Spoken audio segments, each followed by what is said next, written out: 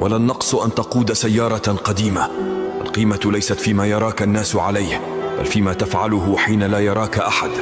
فأن تطعم عائلتك بصمت أعظم من أن تلهث وراء إعجاب زائل. فمن يطعم أهله بعرق جبينه أشرف ممن يعيش ليراه الناس عظيما. فالعيب ليس أن تبدأ صغيرا، العيب هو أن تبيع كرامتك لتبدو كبيرا.